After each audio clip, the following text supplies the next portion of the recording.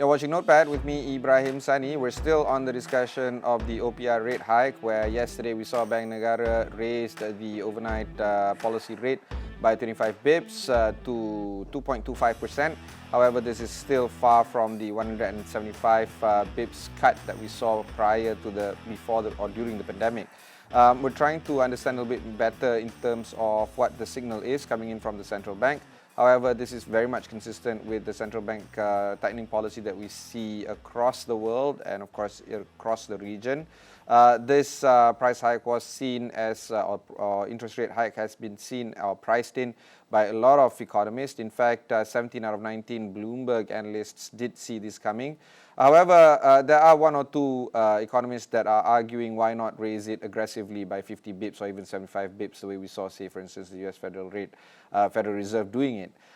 So here to unpack this and see how this impacts the inflationary pressure, the consumer spending, and of course how it makes it more dearer for borrowers to buy, but does increase the deposit rates. Here to unpack all of this is Suhaimi Ilias joining us from Kuala Lumpur. Suhaimi is, of course, the Chief Economist at Maybank Investment Banking Group.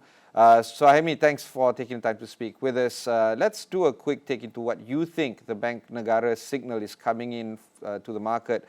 Do you believe that we are out of crisis, so to speak? Well, basically, Ibrahim, if we look at the decision by central bank to start raising interest rates since May, I suppose from Bank Negara's perspective, the economic outlook has improved. I think from broad policy perspective, definitely we are out of the crisis mode in the sense that we have adopted living with COVID-19 policy perspective. And as a result of that, we have basically adopted a full opening of the economy, and that culminated with the lifting of the international border restrictions in 1st April. There was no April Fool, and basically what it means is that the way we see it this year, we should see a sustained opening of the economy. No more of that in and out of lockdowns that we experienced in the past 2 years. And I believe as a result of this full opening of the economy, economic indicators at least are pointing to the fact that there is an uptrend in terms of growth. Our monthly GDP trackers, which kind of estimate monthly GDP growth on the basis of high frequency monthly economic indicators like industrial production index that cover the output of manufacturing, mining, power sector. I also factor in the distributive trade index that looks at the wholesale, retail, and motor vehicle trade volume, which is a component of the services sector plus CPO output. Is basically signaling steady uptrend in monthly GDP growth. And just to highlight, back in December, monthly GDP growth was a tepid 2%. In January to February, basically, it steadily increased to from 4.3% in January to 5.4% in March. That gives us the average of 5% growth in the first quarter. And our estimate for the latest available indicators as of the month of April, economic growth quickened further to 6.6% in April. In fact, I think for the second quarter of this year, we should see high single-digit growth for the quarter after the 5% expansion in first quarter. And in third quarter, that momentum will continue, partly because of the low base in third quarter last year, because economy shrank in the third quarter of last year due to the lockdown. And I just want to highlight, we are seeing this happening. Example is Vietnam's GDP. Second quarter, it ran up to, I think, close to 8%. From 5% in first quarter, and similarly, Vietnam economy shrank in third quarter last year because of the lockdown in the major cities, in Hanoi and Ho Chi Minh City, which account for something like half of the GDP in Vietnam. So I think for the first 9 months of this year, the trajectory of the economy is positive, and on that basis, as far as Bank Negara is concerned, the time is right, the condition is right for them to start gradually and in a measured way remove the policy stimulus on their part. And obviously the big factor there has been the record low interest rate or OPR of 1.75% previously. So I think the decision by Bank Negara in that sense justified from that perspective. And there's also actually at the macro level improvement in job market conditions. And in the latest figure, April, our unemployment rate dipped below 4%. That's the first time since I think February or March 2020, before the lockdowns. And we are seeing improvement in wages and salaries. I mean, using obviously high frequency indicators available, manufacturing sector, wages and salaries, I think up in the latest figure, I believe in April is up 5% year on year. And in value, the value of manufacturing wages and salaries as of April is already back to the level in fourth quarter 2019. So I guess from that perspective, as far as Bank Negara is concerned, they can basically, as far as monetary policy is concerned, start unwinding. But they make it clear that the process will be gradual. That is why what we are seeing is Bank Negara is raising interest rate by just 25 basis point per hike so far. And it's very interesting because when they raised interest rate in May, which I guess is a surprise to many people, that happened after Fed ratchet up the interest rate hike quantum from 25 bips in March to 50 bips in May. And in June, when Fed raised further, it was by 75 bips, but Bank Negara proceed and continue with 25 bips. So I guess that's the very meaning of measured and gradual adjustment in OPR that Bank Negara is signaling to the market. And I guess what it says also is Bank Negara is not going to chase Fed. I mean, Fed has their own issues there because inflation rate in US is far, far higher than what we are experiencing right now. However, oh my God, there's so many questions, follow-up questions I want to ask you. Let's do one by one first. Your view of this gradual increase, do you agree with this kind of movement? I agree because I guess in the end, even if we look historically in the past, Bank Negara has tolerated things like negative real interest rate domestically, things like our interest rate is below US interest rate, because I guess in the end, Bank Negara is mindful of the fact that there are costs, there are sensitivity of economy to interest rate hikes. Our sensitivity analysis is that based on historical data, of course, every 25 basis point increase in OPR can shave GDP growth by 0.2 percentage point. But the impact is spread over 12 months because it's not immediate. As you know, there's always this conventional wisdom, usual talk by central banks and economists that interest rate hikes works after some time lag. And that impact over 12 months from a 25 basis point increase in OPR culminating into 0.2 percentage point sort of a knockoff on GDP works over 12 months, but the negative impact is actually beginning to be felt 3 to 4 quarters after the hike. So I think that's one thing to highlight. And I guess with the fact that the economy is, I suppose, still in this early stage of recovery as we go into this full opening economic mode. Bank Negara, while I guess want to start unwind the extraordinary policy stimulus that they provided over the last 2 years, they are doing it in a measured and gradual manner so as not to harm the economy in the sense that you short circuit this recovery and definitely not to the point of sacrificing growth. I mean, that's the kind of message you're getting from the likes of US Fed and Bank of England, for example. It looks as if inflation is everything and anything, whereas for Malaysia, I guess one benefit that enable Bank Negara to have the flexibility in terms of how fast, how much they raise interest rate is we are not pinned down and we are not being straitjacketed by having an explicit inflation rate target. So that gives us a flexibility in that sense. I think that's important to highlight as well. Yeah, I want to talk about the inflation pressures that are coming in as well. You referenced, say, Vietnam GDP, jumping up from 5% to 8%, for instance. One thing to also note is that a lot of banks are also lowering their headline inflation rate for Vietnam from 3.7% to 3.5%. Much of it is due to the stable domestic food prices. These things we can't actually see here in this country. So food prices have, of course, risen to its highest levels since 2011. The increase in price caps for selected items, for instance, chicken, my favorite protein, for instance, from July, is likely to add further upside pressure.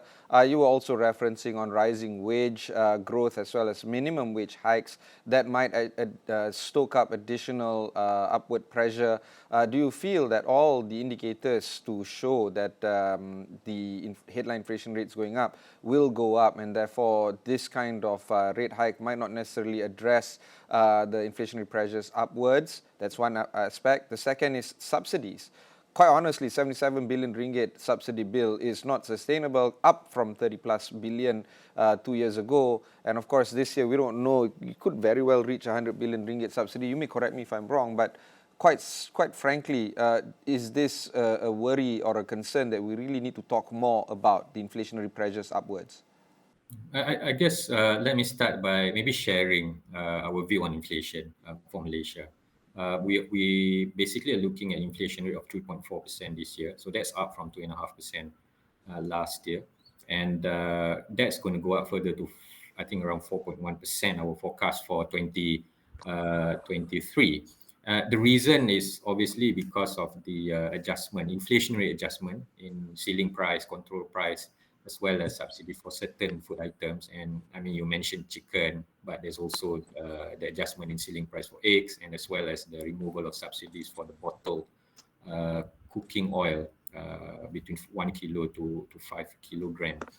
I think when you make reference to Vietnam, for example, it just shows you the importance of food security, the importance of having sufficient domestic production of essential, and that's I think the key lesson arising from the current inflationary situation. Because as we know, the major driving factor here is the commodity supply and price risk premium arising from Russia-Ukraine war, because these two countries are major producers and exporters of commodities in the global markets, especially relating to food, such as grains like wheat and corn, as well as sunflower oils, which is used for cooking oil, and as well as fertilizer. Don't forget that, because the surge in fertilizer price is increasing the cost to agriculture sector, and that include food industries. So the external factors are contributing to current inflationary pressures. It's made worse by the fact that we are net food importer, Ibrahim. I mean, in 2020, we import 55.5 billion ringgit. We only export 34 billion ringgit. So we have a food trade deficit of 22 billion, and that's 2020. I can't imagine what's the number now, Mm. given the increase in prices and Mm. some pressures on currencies that are experienced by everyone.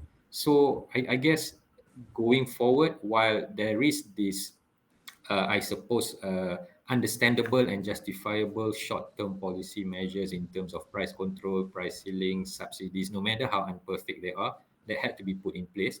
And I guess expectation on the ground is, hey, we are net exporters of commodities like palm oil that matters to cooking price, fuel, oil and gas that matters to fuel price. There are windfall profits for the companies in these industries, and that should translate into some windfall earnings or revenues to the government. Obviously, there will be expectation, natural expectation by people for some of that uh, extra earnings, profits, whatever from the commodity production and exports to be given to the people in the form of subsidies.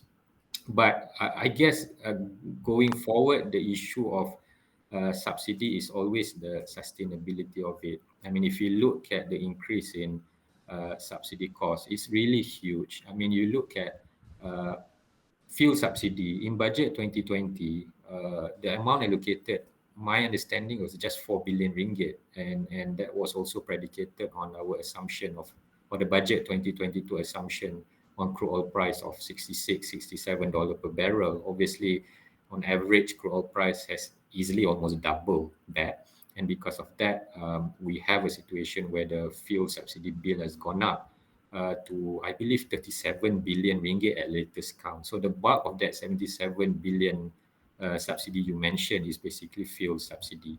And the situation is exacerbated by the fact that people who previously, I guess, for whatever reason, can afford to pump in RON 97 or RON 900 has now moved to pump in RON 95. We have heard stories where there are petrol stations across some parts of the country run out of RON 95 from time to time. So I suppose from the government perspective, um, there's always this pressure, the cost of fuel subsidy being larger, and the messaging from the government is clear. While this year they will continue with the subsidies to basically mitigate the impact from what's happening globally to the domestic economy, to consumers, to households, in terms of continuing with the subsidy. But I think the message is loud and clear going forward, and I believe starting next year there will be review in fuel subsidies. I guess the question is really what's the mechanism, whether it's going to be fully floated like what we used to have. I doubt it very much, actually.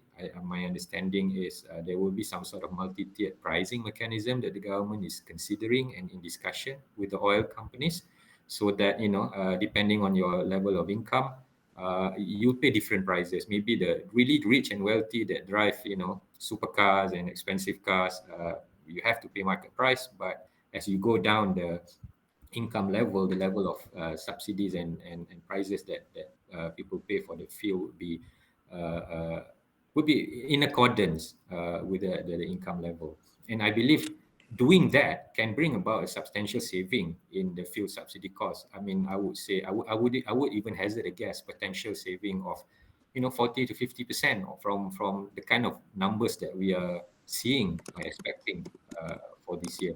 So that 4.1% forecast or inflation that we have for next year, factor that into. You were talking about the possibility of some of these industries having some sort of a windfall earnings. Do you feel that a Cukai Makmur version is going to happen in this year's budget? And what would be some of the expectations of you trying to understand a little bit better in terms of how the government is going to collect better taxes, either from corporates or individuals? I think, as we know, Cukai Makmur is effective this year. So I would even think and believe that the amount that the government going to get from Cukai Makmur is going to be more than what they originally expect or estimate or forecast in the budget 2022. I remember, and if I'm not mistaken, the so-called estimate or target was 4 billion. But I believe the number is likely to be at least double that, if not slightly more. And the major factor for that is certainly the commodity, the impact from the surge in commodity prices.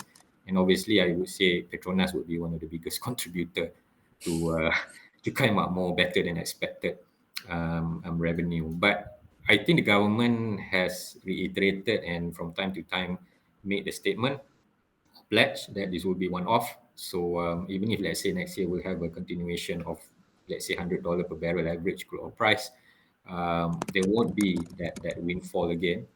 So I guess that poses the challenge for the government in terms of sustainable revenue generation. I think that's the key issue right now.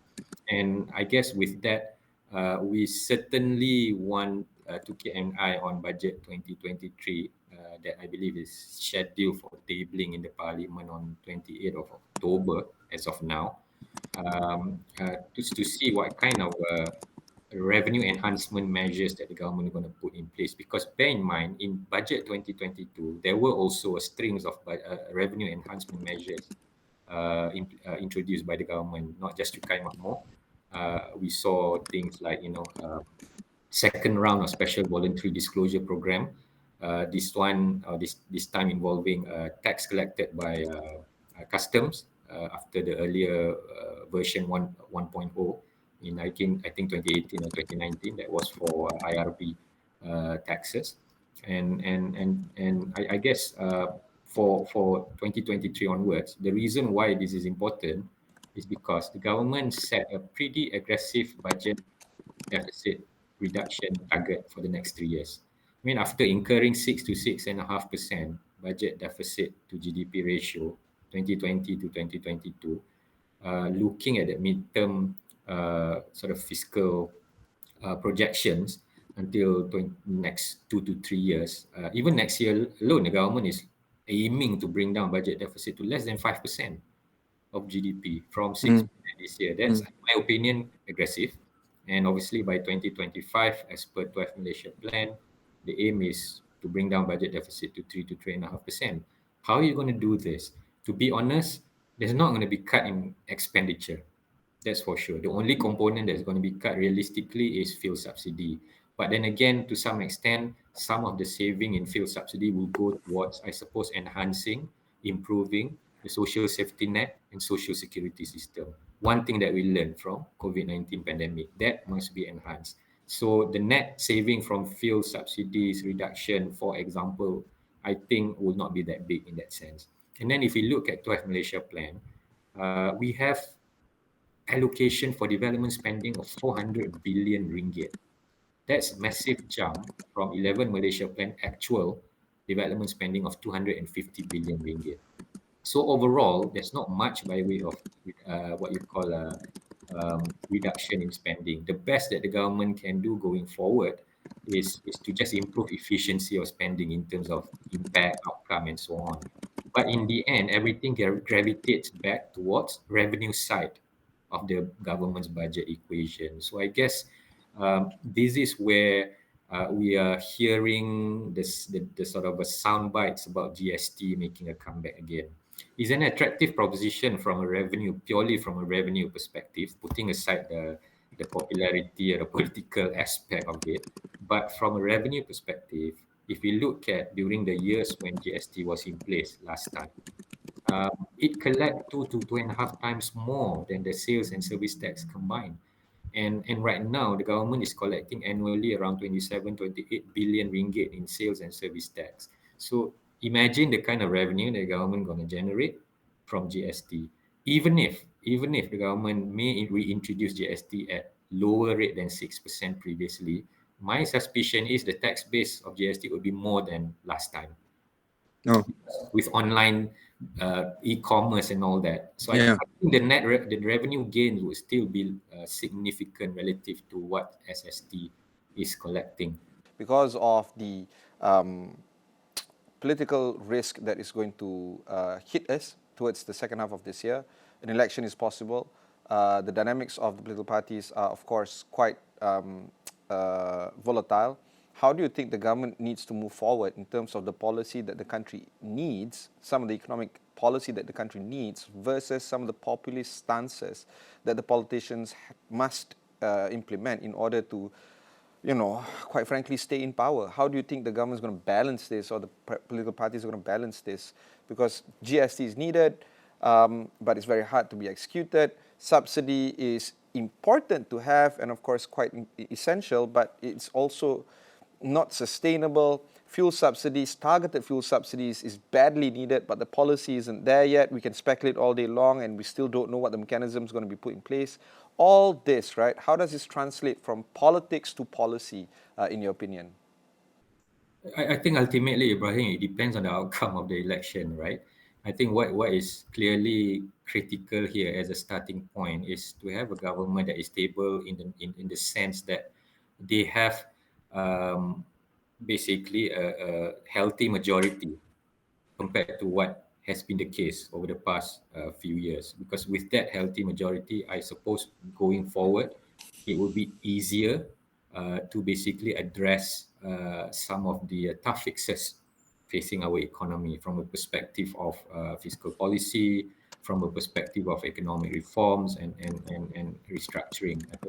I think that's the most important starting point, because otherwise, in my opinion, if the election outcome is such that whoever win and whoever form the government, whether on their own or through coalitions, but only with a handful of majority, unfortunately, I think it would be quite tough to think about a government that is able and willing to undertake what I call the tough fixes facing the economy, and I guess the populist tendency will prevail. So it really, in my opinion, personal opinion, depends on the outcome, the result of the election, whether or not the government that we're going to have next, whoever form it, whoever win the election, is going to be stable from the perspective of having a comfortable majority compared to what we have had over the past few years and having right now. But that's after the elections. Election is not going to happen anytime soon. I don't know. It can happen tomorrow, of course, but yeah, until then, that's my question. How will things shape up prior to G15? it will be status quo as far as I'm concerned. Wow, really? So more subsidies, yeah, talks about possible targeted subsidies, but nothing to be put in place. Stable monetary policy, tightening, more of the same lah. Is that it? Yeah. But Okay. Ibrahim, we are not far from the election. I mean, whether it's going to happen right or is soon after the end of the upcoming parliament session that is going to end on 4th of August, or whether it's going to be Yeah. within 60 days after the automatic dissolution of parliament in July next year. I mean, it's within this Yeah. 1 year window. So I guess it's not far from that. So it's not that long a wait as far as I'm concerned. It's not that we're talking about another 3 years or something like that. Okay, I understand. Okay, final question, Suhaimi, in terms of the direction of the commodity prices, do you think that whatever that we're exporting out, palm oil and all that, do you feel that it's going to actually help us, at least help some corporates in this sense, or do you feel that that's just not going to move the needle anytime soon? Well, we have seen what happened in the first, say, 5, 6 months of this year. I mean, if you look at the export numbers, I would say something like 25 to 30% of export growth so far this year has been driven by export of commodities, and another something like I think 45 to 50% actually come from electronics and electrical E&E. So these are the two main drivers of our export growth right now. But as far as commodities are concerned going forward, I think the picture is going to be a bit more mixed. Our view right now is crude oil price would remain where it is now, hovering around $100 per barrel, even into next year. But we are seeing already some easing, quite substantial easing in CPO price.